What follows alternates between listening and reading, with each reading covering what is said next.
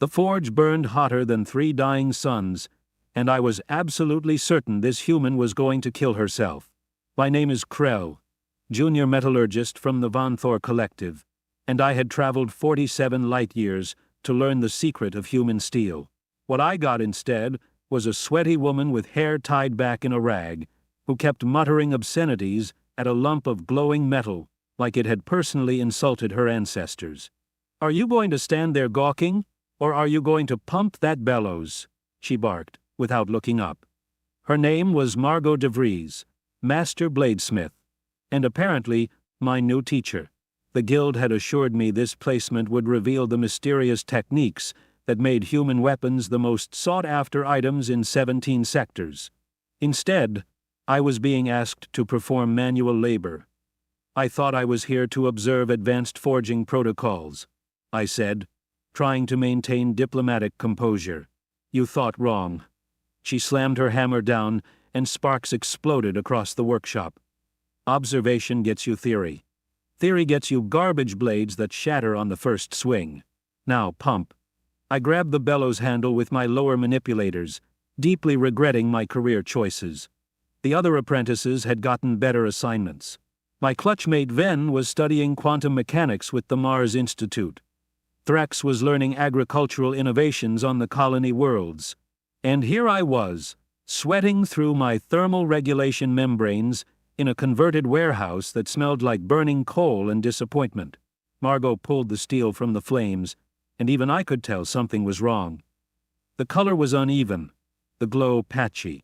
She stared at it for exactly 3 seconds, then dunked it in the water trough with a hiss that made my ear holes ache. "Garbage," she announced. "Absolute garbage. You know why? Improper carbon saturation during the heating phase? Because I rushed it." She wiped her forehead, leaving a black streak across her face. "Been doing this for 22 years, and I still rush when I'm showing off for visitors. You want to know the secret of human steel?" I leaned forward, finally ready for the revelation that would justify this insanity. Patience. I waited for her to continue. She didn't. "That's it? That's everything." She pulled out a new steel blank.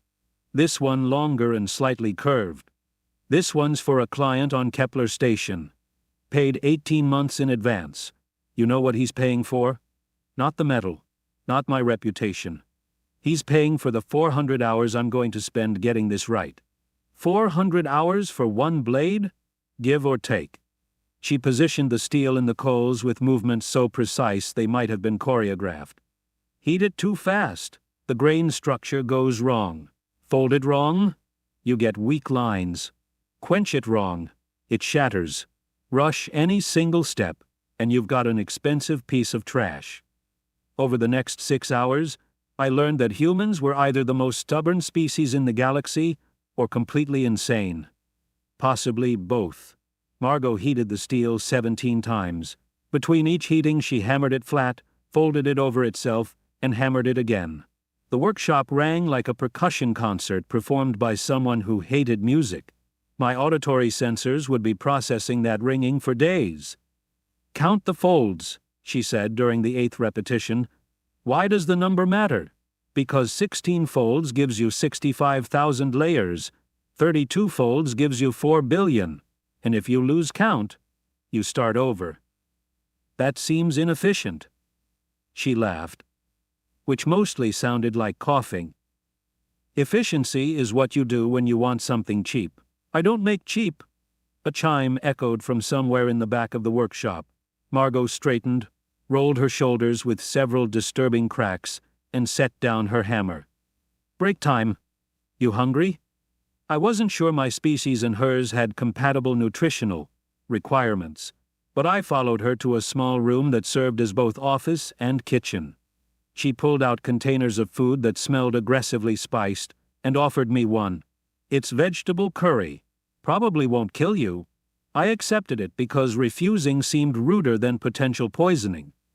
"So," she said between bites that she barely chewed, "tell me what you actually want to learn here." "The Guild wants to understand human manufacturing processes. Your weapons command premium prices across multiple systems. There must be some technological advantage we haven't identified. Technological advantage? She snorted. You know what my most advanced tool is? A hammer. Same design humans have used for 8,000 years. Nothing fancy. Just steel hitting steel. But the quality standards you achieve suggest advanced molecular manipulation techniques. No manipulation. Just repetition. She pointed at her hands, which were covered in calluses thick enough to qualify as armor plating. You want to know what makes human steel different? Every other species in the galaxy found a shortcut. Plasma forging, molecular printers, nano-assembly, all faster, all more consistent, and all wrong. How can efficiency be wrong? Because steel remembers. She set down her food, suddenly intense. Every time you heat it and hammer it, you're telling the molecules who they're going to be.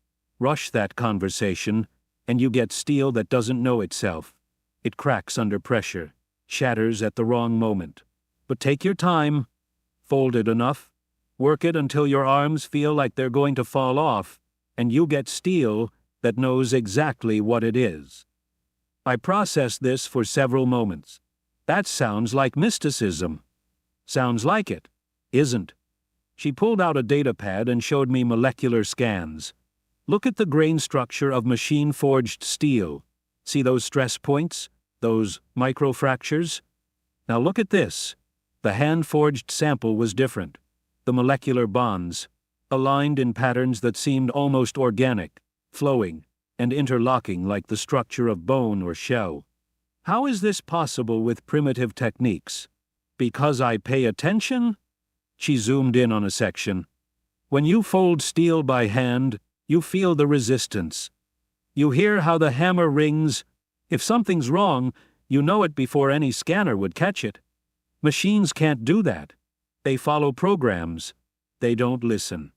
The forge bell chimed again, marking the end of break time that had felt like 17 seconds. Back at the workshop, Margot returned to her endless cycle of heating and hammering. I watched the steel transform from a crude blank into something that almost resembled a blade. The curve became more pronounced. The surface developed a subtle texture that caught the light in strange ways. The client wants a traditional design, she explained during the 23rd heating, called a katana in Old Earth Japanese. It's technically obsolete for actual combat, but people like the aesthetic. Plus, it makes a decent wall decoration for executives who want to feel dangerous. You're spending 400 hours on decoration? I'm spending 400 hours on perfection. What the client does with it is their business. She studied the blade's curve with an intensity that suggested she could see things invisible to my sensors. Besides, even if it never cuts anything, it should be capable of cutting anything. That's integrity. A concept I was beginning to understand, though it still seemed monumentally inefficient. 3 more hours of heating and hammering. My manipulators ached from working the bellows. My audio sensors had given up trying to filter out the constant ringing of hammer on steel, and Margot just kept going, her movements never varying, her focus absolute. "Teacher," I finally asked, "do you ever get bored?" "Every single day." She wiped her forehead again, redistributing the soot. "Boredom is part of the process. You think I enjoy the 1,000th hammer strike as much as the first? But that's when most people fail. They get bored. They start thinking about dinner, or their bills, or what they're doing this weekend. Their focus slips. And the blade knows. The blade isn't sentient. The blade remembers everything you put into it. Every distracted hammer strike. Every time you checked your messages instead of watching the temperature. It all shows up in the final product. She turned the steel, examining it from multiple angles. You want to know why human weapons are valuable? Because you can look at one and know exactly how much someone cared. You can't fake that. Not with any technology in the galaxy. We worked until the station's artificial sunset started painting the sky outside orange and purple. Margot finally set down her hammer and stretched, joints popping in ways that sounded medically concerning. "That's day 1, she announced. "We'll do the differential hardening tomorrow." "Day 1? But we barely began the actual blade construction." "Exactly." She started banking the forge fire, movements practiced and efficient. "You've got, what, a 6-month apprenticeship? Standard term is 4 months. Hope you weren't planning on finishing early." She grinned, and it wasn't particularly comforting. "That blade we started today? It'll be done about 3 weeks before you leave. If everything goes right, which it won't, because I'll probably screw up the tempering at least once. You've been doing this for 22 years. How can you still make mistakes?" "Because every piece of steel is different. Every fire burns differently. Every day, my arms are a little stronger or a little weaker. You can control the variables, but you can't eliminate them. So you build in contingencies. You expect failure. And when it happens, you start over." She locked up the workshop with security measures that seemed excessive for a place that made swords. Then again, given what I'd learned about human manufacturing, maybe they were worried about industrial espionage. "See you at dawn," she said. And I mean actual dawn, not whatever time feels convenient. The forge waits for no one. I returned to my assigned quarters in the apprentice housing complex, exhausted in ways I hadn't known were possible. My entire body ached. My sensory array was overstimulated, and I had learned almost nothing that could be quantified in a report to the guild. My communicator chimed. "Ven, checking in from Mars. How's your placement going?" they asked, their 3 eye stalks bright with curiosity. "I spent 8 hours watching someone hit metal with a hammer." "That's it? That's it? Did you at least learn the secret technique?" I thought about Margot's words, about the endless folding and heating and hammering, about patience and attention, and the willingness to start over when things went wrong. "Yes," I said slowly, "but I don't think I can explain it." "That doesn't sound like you, Krell. You love explaining things." "I know." I flexed my aching manipulators. "Check back with me in 4 months. Maybe I'll understand it by then." We ended the call, and I tried to sleep, but my mind kept replaying the rhythm of hammer on steel, the precise way Margot positioned each piece before striking. The focus in her eyes as she studied temperatures and grain patterns invisible to advanced sensors. Dawn came too early. I arrived at the workshop to find Margot already there, forge burning, a different blade laid out on the workbench. This one looked nearly complete, its curve elegant, its surface polished to a mirror finish. "This was my first sword," she said, handling it with something close to reverence. "Made it during my apprenticeship, 24 years ago. Took me 6 months because I screwed up constantly, but I kept going." She held it up to the light, and I could see faint lines in the steel where the folds had created patterns. It's not my best work. Probably not even in my top 50. But every time I look at it, I remember what it felt like to finally get something right after months of failure. That feeling is why I keep doing this. She set it back on the workbench with care. "Your turn." "My turn for what?" She handed me a hammer and a piece of steel stock. "You're going to make a knife. Nothing fancy. Just a simple blade about this long." She indicated a length with her hands. "It'll probably take you 6 weeks if you don't quit. And it'll definitely be terrible. Then why bother?" "Because terrible is how you start. And starting is the only way to get better. Now, watch this temperature. When it hits orange-yellow, pull it out and bring it to the anvil. I'll guide your first strikes." The steel heated slowly, far slower than I expected. I wanted to increase the temperature, speed the process, but Margot's hand stopped me. "Patience," she reminded me. Right. Patience. The secret of human steel wasn't in the metal or the technique. It was in the willingness to stand in front of a burning forge, day after day, doing the same repetitive tasks until your body screamed for rest. It was in the acceptance that perfection required time measured in hundreds of hours, not minutes or seconds. It was in the understanding that some things simply couldn't be rushed, no matter how advanced your technology became. The steel reached temperature. I pulled it from the forge with tongs that felt awkward in my manipulators. To the anvil. Quick now, but not too quick. I positioned the steel. Margot guided my hammer hand. Strike where the metal needs to move. Not where you think looks right. Feel it. The hammer fell. Steel rang. Sparks flew. And I began, very slowly, to understand. Week 2 of my apprenticeship, and I had destroyed 17 knife blanks. Margot seemed pleased about this. You're learning faster than I expected, she said, examining my latest failure. The blade had warped during quenching, curving like a banana instead of staying straight. This one almost made it. Almost doesn't seem sufficient. Almost is how progress looks. She tossed the ruined blade into a scrap bin that was depressingly full of my previous load. Attempts. You know what your problem is? I had several theories, but she continued before I could answer. You think too much. Your brain is running calculations while your hands are trying to work. Steel doesn't care about math. It cares about pressure and temperature and timing. Those are all mathematical concepts.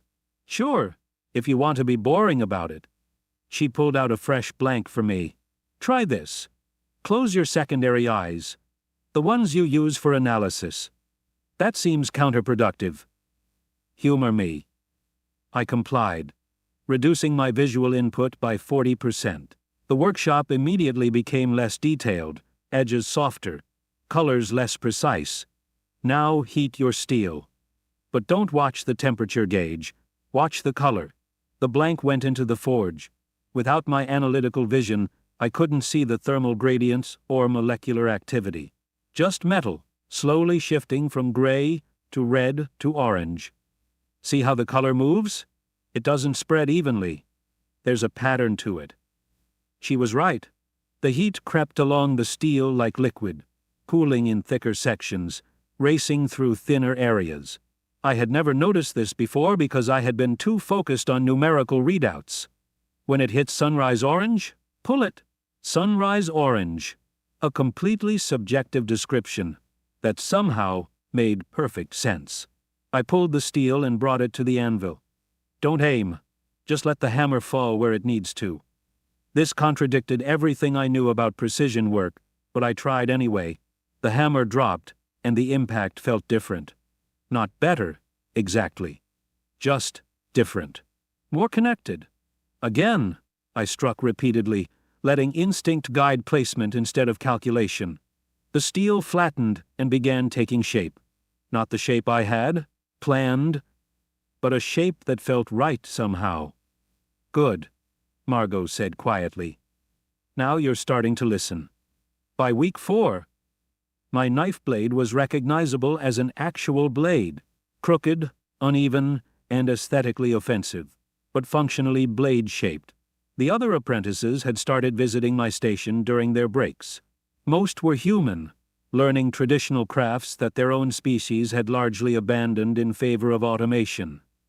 There was Marcus, a tall man studying woodworking, Yuki, who was learning glass blowing, and Pavel, whose pottery wheel seemed to be engaged in a personal war against him. At least your medium stays solid, Pavel complained, watching me grind bevels into my knife. Clay has opinions about everything. Steel has opinions too, I assured him. It just expresses them through cracking and warping. Marcus laughed, running his hand along a piece of wood he had been planing for 3 days. My teacher says wood remembers being a tree. Every knot, every grain pattern is the tree telling you where it wanted to grow. You either work with that story or you fight it. Sounds familiar, I muttered. Yuki nodded enthusiastically. Glass is like frozen liquid.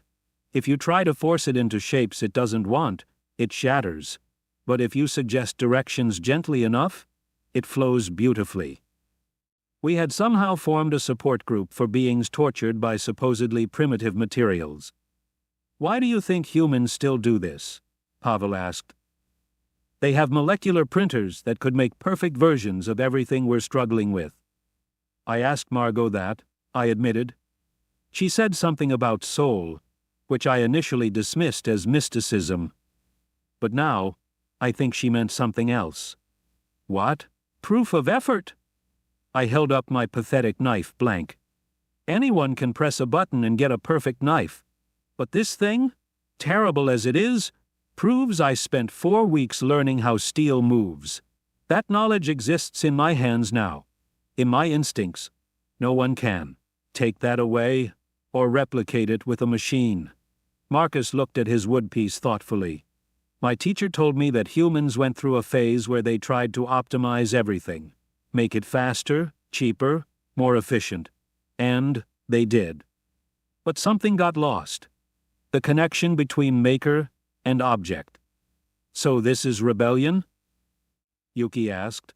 This is remembering, Marcus corrected. Remembering that some things have value beyond efficiency. Margot appeared behind us like she had been summoned by excessive philosophy. Break time is over. Back to suffering. We scattered to our stations. I returned to my grinding, trying to even out bevels that seemed determined to stay asymmetrical. Krell, Margot called. Come look at this. She had returned to her katana project, which was now in the polishing phase. The blade gleamed under the workshop lights, its curve perfect, its surface showing the subtle wave pattern of folded steel. See this line? She indicated a faint boundary running along the blade's length. This is the Haman. It forms where hard steel meets soft steel during differential hardening. Every swordsmith's Haman is unique, like a signature. How is it created? Carefully. She pulled out clay and a brush. You coat the spine in thick clay to insulate it during quenching. The edge gets thin clay or no clay.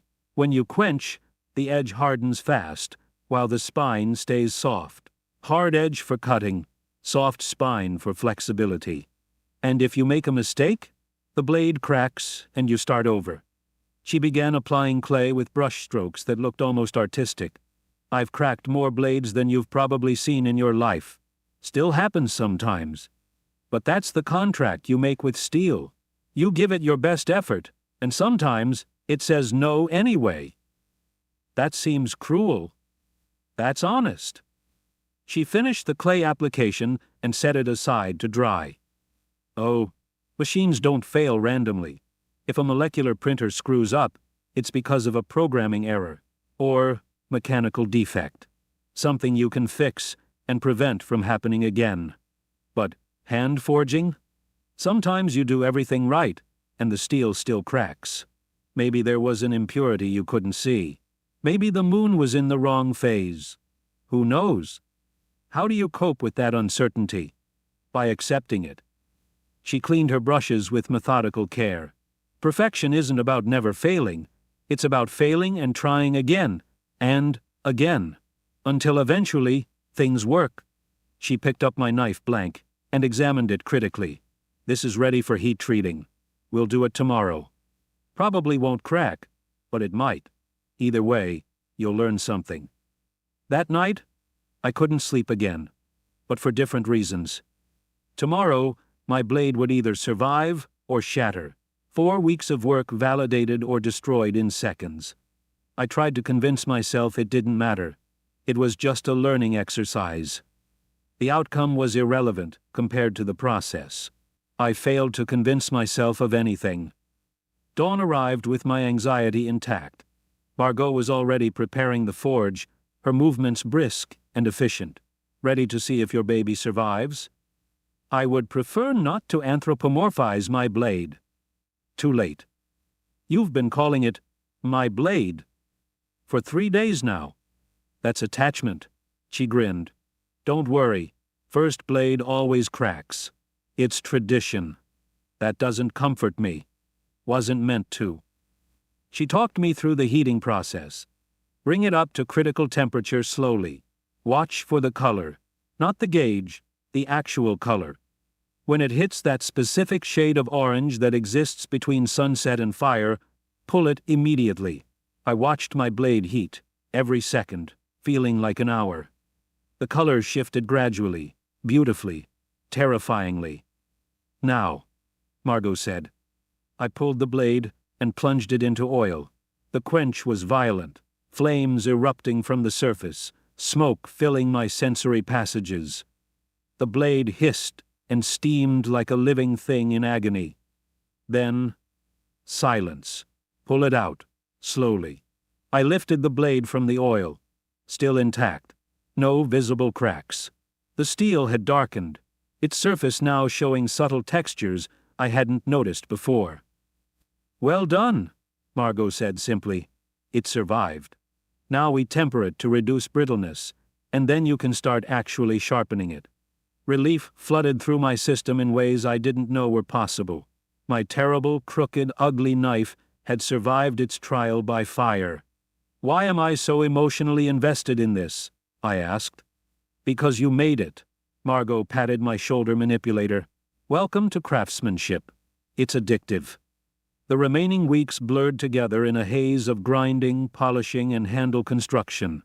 Margot insisted I carve the handle myself from wood Marcus had given me, which meant learning an entirely new set of frustrating skills.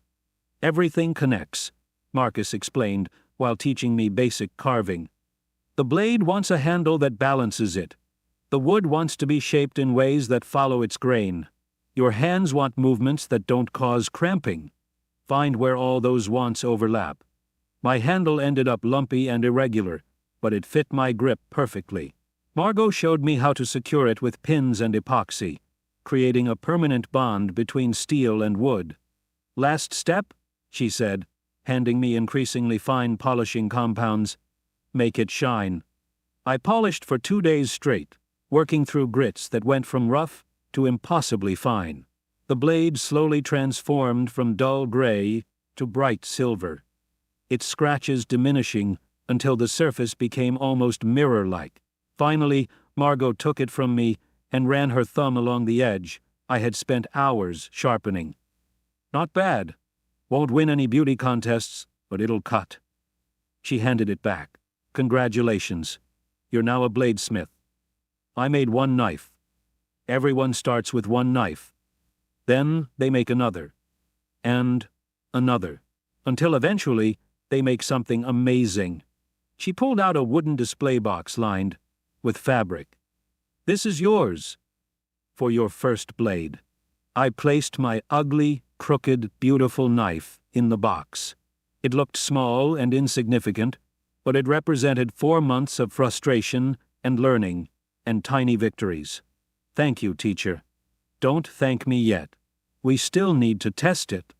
She led me outside, where a testing area had been set up with various materials: rope, wood, bamboo, and some synthetic compounds I didn't recognize. "Cut." I drew my blade and approached the rope. The edge bit through smoothly, fibers parting with minimal resistance. The wood took more effort, but still cut cleanly. By the time I finished testing, my blade had proven itself functional, if not elegant. "You understand now?" Margot asked. "Understand what? Why we do it this way. Why patience matters. Why sweat matters." I looked at my blade, at the faint irregularities in its surface, at the handle carved specifically for my grip. No machine could have made this knife, because no machine would have made these particular mistakes and adjustments. This blade existed because I had spent 4 months arguing with steel until we reached an agreement. "Yes," I said. "I understand." My final week at the forge, Margot finished her katana. The polishing revealed patterns in the steel that looked almost like flowing water, the Haman line crisp and perfect along the edge.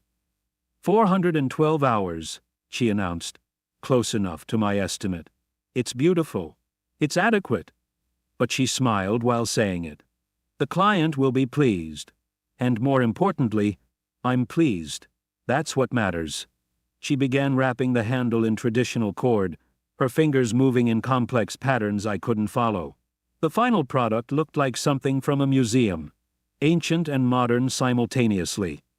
"Will you ever make anything with modern techniques?" I asked. "Why would I?" She tested the handle wrap's tension. Machines are good at making things that work. I'm good at making things that matter. Different markets. On my last day, the apprentices gathered for a small celebration. We displayed our finished works, a collection of objects ranging from terrible to merely bad. My knife sat next to Pavel's extremely lopsided bowl, and Yuki's glass vase that leaned at a concerning angle. To imperfection, Marcus toasted with water because the workshop had strict rules about alcohol near forges. To patience, Yuki added. To not giving up, even when everything seems terrible, Pavel said with feeling. I raised my cup to human stubbornness. They laughed, and we drank. Margot approached me later while I was packing my tools. The guild wants a report, right? What are you going to tell them? I considered this carefully. That human manufacturing maintains value because it carries proof of human effort. That your weapons are expensive because they represent time that cannot be faked or rushed. That patience and sweat are resources more valuable than efficiency in certain markets. Boring, but accurate. She pulled out a wrapped package. This is for you. Inside was a small forging hammer, its handle worn smooth from use. This was my first hammer. My teacher gave it to me when I finished my apprenticeship. Now I'm giving it to you. I can't accept this. Too late. It's tradition. You're stuck with it. She pressed it into my manipulators. Come back sometime. Show me your second blade. Let's see if you learned anything. I gripped the hammer, feeling the weight of expectation and tradition it carried. I will, teacher. Thank you. The transport back to Vanthor took 3 weeks. I spent most of that time writing my report, trying to quantify concepts that resisted quantification. How do you measure the value of attention? How do you cost-analyze stubbornness? Eventually, I stopped trying to make it fit standard formats. Instead, I wrote what I had learned. That humans had discovered something the rest of the galaxy had forgotten. That speed and efficiency had their place. But so did slowness and effort. That some things were worth doing the hard way precisely because they were hard. The guild reviewed my report with confusion. This doesn't provide actionable intelligence, my supervisor complained. Because the intelligence isn't actionable in the way you want, I replied. You can't replicate human craftsmanship with better tools or faster processes. It exists because of the tools and processes, not despite them. So your recommendation is that we do nothing? My recommendation is that we acknowledge human manufacturing occupies a niche we cannot and should not compete with. Their work commands premium prices because it offers something ours doesn't. Authenticity. Story. Proof of human effort. The supervisor looked unsatisfied but filed the report anyway. I returned to my quarters and unpacked my knife. In 4 months, I had learned to forge steel, carve wood, and accept imperfection. I had discovered that patience wasn't passive waiting, but active attention. That sweat wasn't just biological cooling, but physical proof of effort invested. And I had learned that sometimes the most advanced technology in the galaxy was a hammer, and the willingness to use it 400 times in pursuit of something that mattered. My communicator chimed. Then, checking in. How was your apprenticeship? I looked at my crooked knife and smiled. Transformative, frustrating, worth every moment. Did you learn the secret? Yes, the secret is there is no secret, just work, endless, patient, stubborn work. I'm going back next year to make another blade. Ben's eye stalks waved in confusion. Why would you voluntarily repeat something terrible? I picked up Margot's hammer, feeling its weight, its history, its expectation. Because terrible is just the beginning, and I want to see what comes after that. Outside my window, the stars glittered in familiar patterns. Somewhere out there, Margot was, starting another blade. Marcus was shaping another piece of wood. Yuki was heating another gather of glass. And Pavel was probably swearing at his pottery wheel. All of them engaged in the ancient, inefficient, absolutely essential work of making things that mattered. I set up a small forge in my quarters, ordered steel stock, and began planning my second blade. This one would be better. Not perfect, probably not even good, but better. Because that was the real secret humans had whispered to me across 4 months of patience and sweat. Perfection wasn't the goal. Progress was. And progress, however slow, was always worth the effort.